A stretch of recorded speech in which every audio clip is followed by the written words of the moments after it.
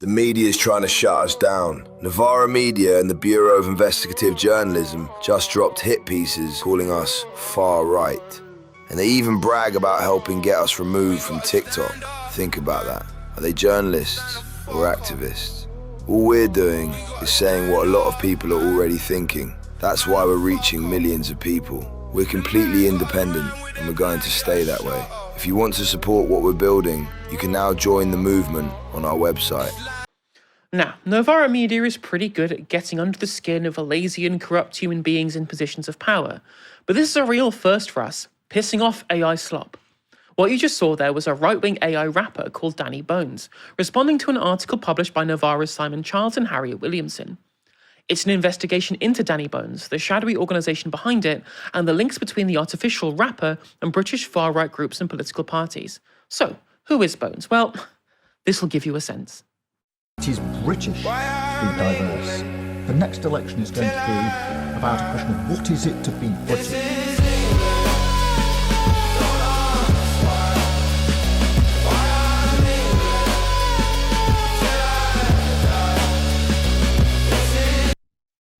Bones is a skinhead, regularly wrapped in the Union Jack or the St George's flag, who sometimes cosplays as a mass deportation unit officer.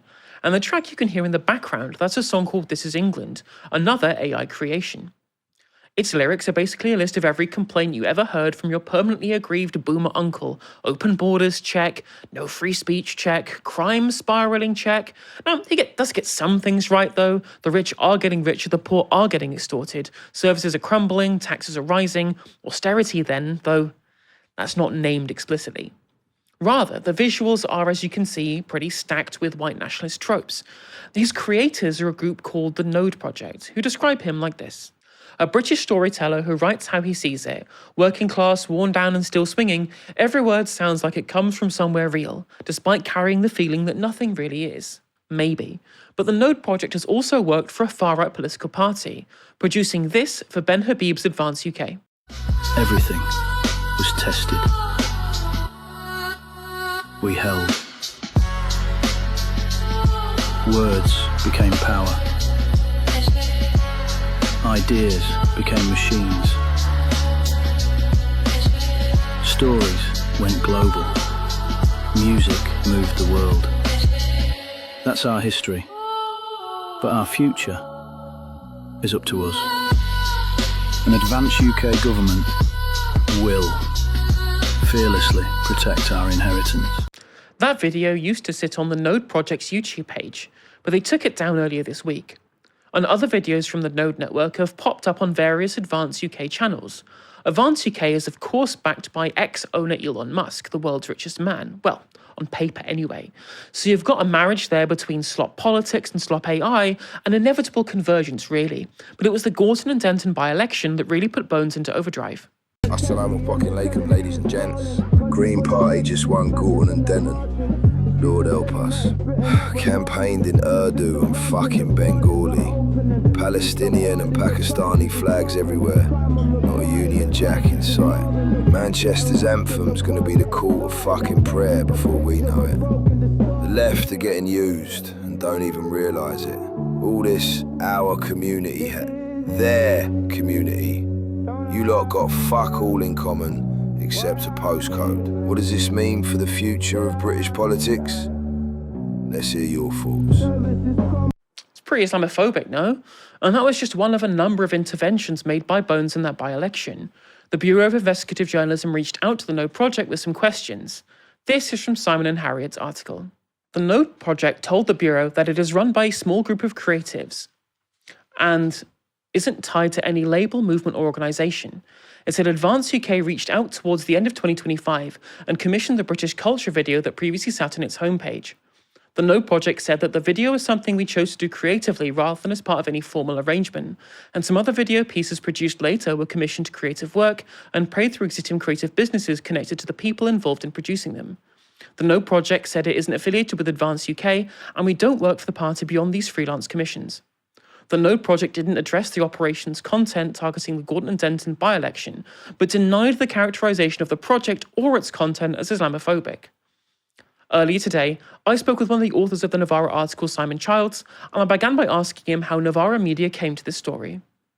So the Bureau of Investigative Journalism came to Novara Media with this story. But Danny Bones is out there on the internet. It's kind of hidden in plain sight. The creative agency that made Danny Bones also made a video for the far-right party Advance UK, which was until recently on their website. They've taken it down, which was a kind of AI slop history of the UK, starting in kind of ancient British, like the ancient Britons, all the way to modern day. And then if you looked into the Node project, you quickly found Danny Bones and the millions of streams and social media hits he's had. So tell me about the relationship between right-wing parties and groups and the Node project. So the Node project was commissioned by Advance UK to make a video. When questioned by the Bureau of Investigative Journalism, Ben Habib was quite happy to say that he thought the video was quite good and that you couldn't even tell that it was CGI. Very relaxed about having just kind of AI slop in our politics now. The Node project kind of distanced themselves from Advance UK to some extent. They said that they were just commissioned to do a couple of videos. They denied any characterization of themselves as Islamophobic or linked to any political party. So they're just claiming to be a kind of independent creative agency, which could be true. They could be independently pushing this very far-right rhetoric. The relationship's not entirely clear, other than they were commissioned by Advance UK. I mean, surely people can just tell it's AI, right? Or did you find when you looked into the reaction that it had a pretty big political impact anyway? I think it was surprising reporting this story how good actually the video and music were. I don't mean it was like a good music video or the music was good. It's awful. It's dross. But, you know, humans can make bad music. Humans make dross.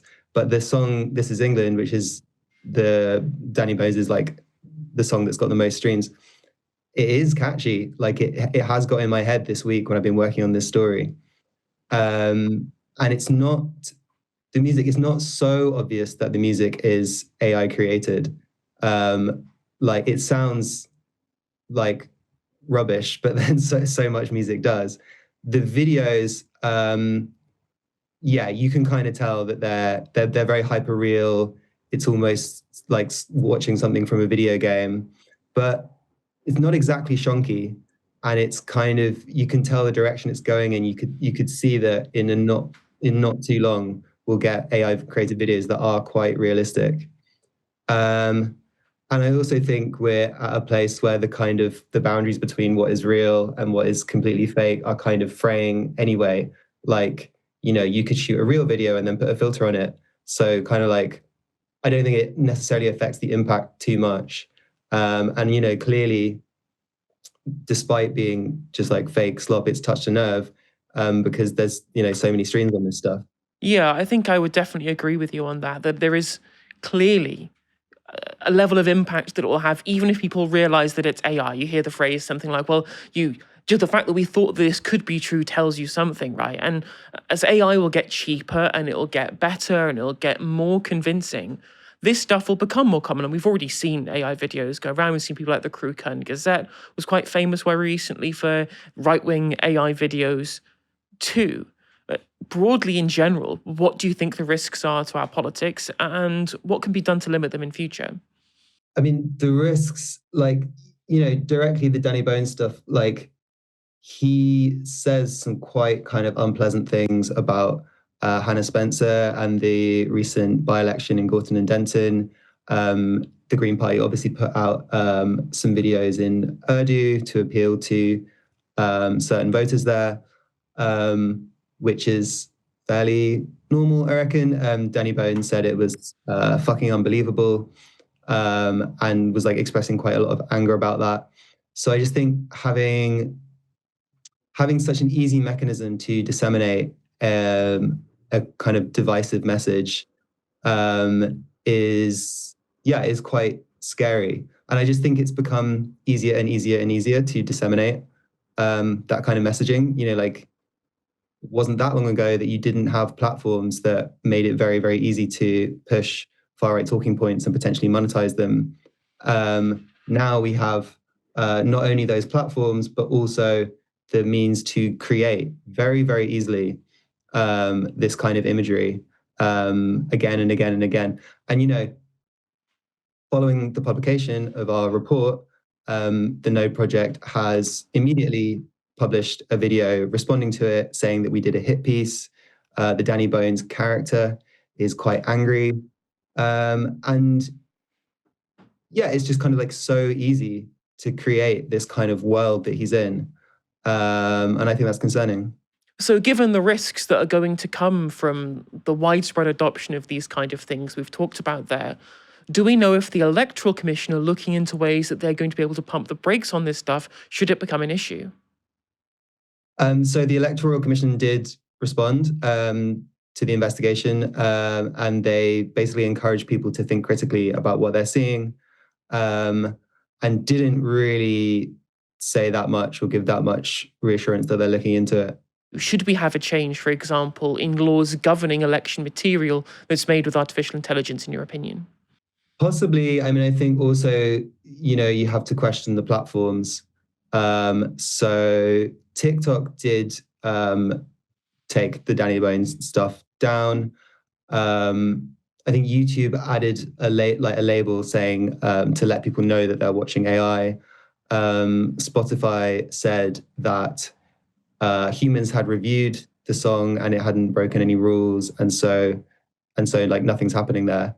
I mean, obviously, there's a kind of balance to be struck between allowing people to express things freely, but at the same time, yeah, you have these platforms just allowing people to disseminate sort of incredibly divisive rhetoric and make money from it. And the algorithm kind of rewards people for stirring things up. And so I think, that's where I would look personally.